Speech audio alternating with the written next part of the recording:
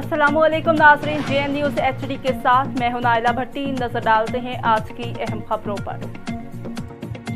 Toba taking से खबर शामिल करते हैं। हमारे district bureau chief Mudassir Shahbaz Wasir की रिपोर्ट के मुताबिक वज़ीर आला पंजाब सैयद मोहसिन नकवी की हिदायत पर जिला भर में मैरिज एक्ट पर 100% अमल दरामद करवाया जा रहा है।